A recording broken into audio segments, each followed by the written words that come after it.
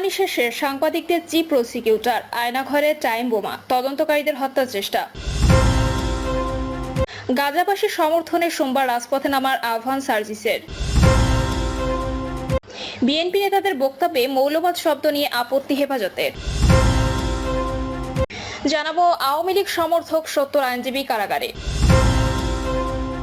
এবং সর্বশেষ জানাবো দমন কমিশনের চেয়ারম্যান আদালতের আদেশ না মানলে পলাতক ঘোষণা করা হবে টিউলিপকে।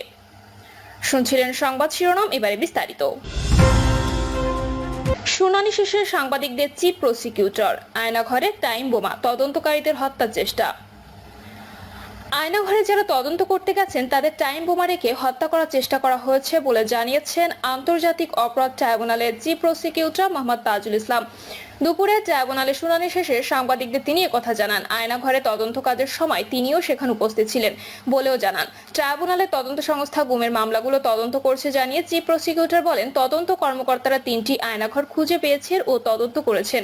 টিএফআই সেলের নাম উল্লেখ করে তিনি বলেন, সেটার ভেতরে ভূগর্ভস্থ, অনেকটা বলা যাবে সেমি ভূগর্ভস্থ সেলগুলো আবিষ্কার করেছে, যেগুলো ওয়াল তুলে বন্ধ করা হয়েছে। সেই ওয়াল ভাঙতে হয়েছে, পুরো গার্বেজ দিয়ে সেটাকে ভরে রাখা হয়েছে, সেগুলো সরিয়ে ক্রাইম সিনগুলো বের করতে হয়েছে। এবং আপনারা জানেন, এই কাজ করতে গিয়ে স্বয়ং চিফ প্রসিকিউটর এই ইনভেস্টিগেশন চলাকালে প্রেজেন্ট ছিলেন। আমরা যখন না বুঝে সেখানে বোমা ফিট করা ছিল, সেই বোমাগুলোর সঙ্গে টাইমার সেট করা ছিল। আমাদের অ্যাপারেন্টলি বোঝা যায় যে এই ইনভেস্টিগেশন করতে যারা গিয়েছে তাদের হত্যা করারও চেষ্টা করা হয়েছে।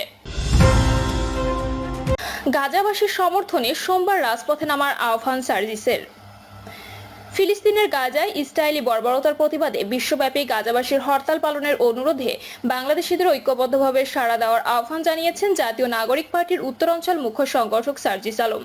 বিকালে সামাজিক যোগাযোগ মাধ্যম ফেসবুকে এক পোস্টে তিনি জনতাকে রাজপথে নামার আহ্বান জানান। পোস্টে সার্জিস লেখেন, গাজার জন্য বিশ্বব্যাপী হরতাল 7 এপ্রিল। এদিন বিশ্বব্যাপী হরতাল পালনের আহ্বান জানিয়েছেন আমাদের মুসলিম গাজাবাসী ভাই বোনেরা। গণহত্যা বন্ধ করার দাবিতে বিশ্বের সব দেশে একযোগে স্কুল, কলেজ, ভার্সিটি, অফিস, আদালত সব বন্ধ রাখার আহ্বান জানিয়েছেন তারা। কিন্তু মানুষ কিংবা মুসলিম হিসেবে এসব বন্ধ রাখাতেই আমাদের দায়িত্ব সীমাবদ্ধ হওয়া উচিত নয়, বরং দলমত নির্বিশেষে সারা দেশের ছাত্র জনতা একসঙ্গে রাজপথে নেমে ইসরায়েলি খুনিদের বিরুদ্ধে প্রতিবাদ জানানো উচিত। তিনি আরো লেখেন, আমরা হয়তো এই মুহূর্তে আমাদের গাজার ভাইদের পাশে দাঁড়িয়ে লড়াই করতে পারবো না, কিন্তু তাদের লড়াইয়ের সাথে একাত্মতা ঘোষণা করতে নিজ ভূমির রাজপথে অন্তত নামতে পারবো। এনসিপি, বিএনপি, জামায়াত কিংবা অন্য কোনো দলের ব্যানারে নয়, বরং দলমত নির্বিশেষে বাংলাদেশ ব্যানারে আগামীকাল আমরা রাজপথে নেমে গাজার গণহত্যার বিরুদ্ধে দাঁড়াতে পারি। খুনি রক্তপিপাসু নেতানিয়াহুর বিপক্ষে স্লোগান দিতে পারি। প্রত্যেক জেলা ছাত্র জনতা প্রতিনিধি হিসেবে কয়েকজন মিলে দায়িত্ব নিতে ঐক্যবদ্ধভাবে এই কর্মসূচি পালিত হোক। 7 এপ্রিল কোনো দল মত পক্ষের হয়ে নয়, বরং বাংলাদেশের পক্ষ থেকে গাজার মুসলিম মানুষের পক্ষে হোক। বিএনপি নেতাদের বক্তব্যে মৌলবাদ শব্দ নিয়ে আপত্তি হেফাজতের। বিএনপি নেতাদের সাম্প্রতিক বক্তব্যে মৌলবাদ শব্দটির ব্যবহার নিয়ে আপত্তি জানিয়েছেন হেফাজতে ইসলামের নেতারা। এ ব্যাপারে তারা বিএনপি নেতাদের সতর্ক থাকার অনুরোধ করেছেন। গতকাল রাতে গুলশানের কার্যালয়ে বিএনপি নেতাদের সঙ্গে এক বৈঠকে হেফাজতে ইসলামের নেতারা এ অনুরোধ জানান বলে সংশ্লিষ্ট দায়িত্বশীল সূত্র জানিয়েছে।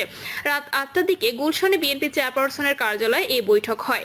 প্রায় 1.5 ঘন্টা তারা বৈঠক করেন। হেফাজতে ইসলামের আগ্রহে এ বৈঠক হয় বলে জানা গেছে।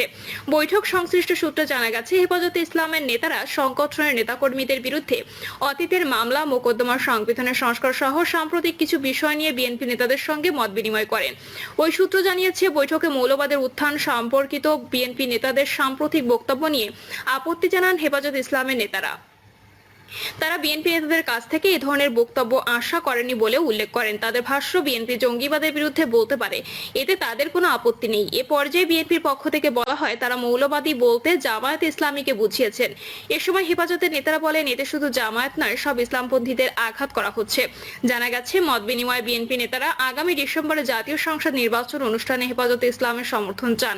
হেফাজতের নেতারা এর সঙ্গে একমত পোষণ করে, তবে তারা নির্বাচনের আগে সংস্কার সম্পন্ন করা, সংগঠন নেতাকর্মীদের বিরুদ্ধে দায়ের করা সব মিথ্যা মামলা প্রত্যাহার সহ আওয়ামী লীগের গণহত্যার বিচারের উপর গুরুত্ব আরোপ করেন। সংশ্লিষ্ট সূত্র জানিয়েছে, সংবিধানের মূলনীতি থেকে বহুত্ববাদ বাদ দেওয়া এবং আল্লাহর উপর পূর্ণ আস্থা ও বিশ্বাস কথাটি বিএনপির প্রস্তাবে যুক্ত করতে অনুরোধ জানান। এছাড়া গণহত্যা ও মানবতা বিরোধী অপরাধের জন্য দলগতভাবে আওয়ামী লীগের বিচার রাজনৈতিক দল হিসেবে নিবন্ধন বাতিলের দাবিতে সোচ্চার হওয়ার অনুরোধ জানান। বৈঠকে অংশ নেওয়া হেফাজতে ইসলামের একজন নেতা নাম প্রকাশ না করার শর্তে বলেন, তাদের এই দাবির সঙ্গে বিএনপি একমত পোষণ করেছে, তবে কৌশলগত কারণে তারা প্রকাশ্যে এ বিষয়ে কথা বলবেন না।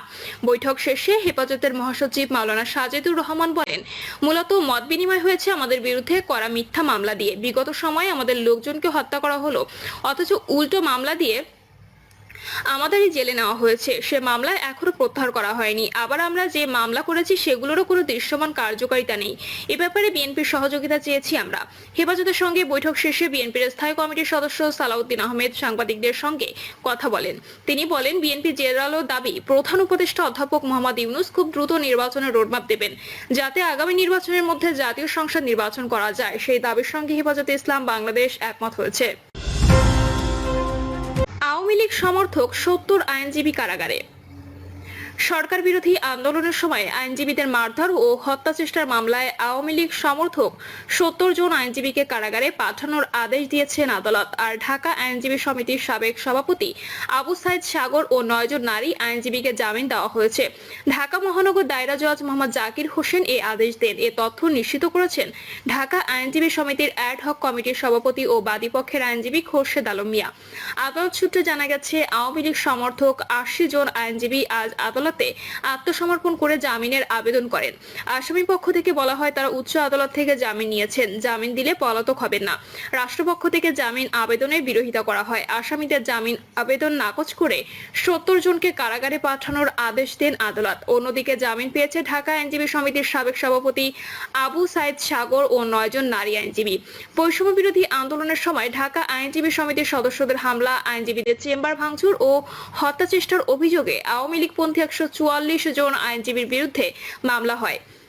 পরে ১১৫ জন আইনজীবী উচ্চ আদালত থেকে ৮ সপ্তাহের জামিন নেন। জামিনের মেয়াদ শেষ হয়ে আগামীকাল সোমবার আজ ৮০ জন আদালতে আত্মসমর্পণ করে জামিনের আবেদন করেন। দুর্নীতি দমন কমিশনের চেয়ারম্যান, আদালতের আদেশ না মানলে পলাতক ঘোষণা করা হবে টিউলিপকে। দুর্নীতি দমন কমিশনের চেয়ারম্যান ডক্টর মোহাম্মদ আব্দুল মোমেন জানিয়েছেন, যুক্তরাজ্যের সাবেক মন্ত্রী ও ক্ষমতাচ্যুত প্রধানমন্ত্রী শেখ হাসিনার ভাগ্নি টিউলিপ সিদ্দিকের বিরুদ্ধে গ্রেপ্তারি পরোয়ানা জারির পর হাজির না হলে তাকে পলাতক অপরাধী হিসেবে গণ্য করা হবে। রোববার এক সংবাদ সম্মেলনে তিনি একথা জানান। টিউলিপের আইনজীবীর বক্তব্য নিয়ে সম্প্রতি প্রকাশিত একটি প্রতিবেদন প্রকাশিত হয়েছে।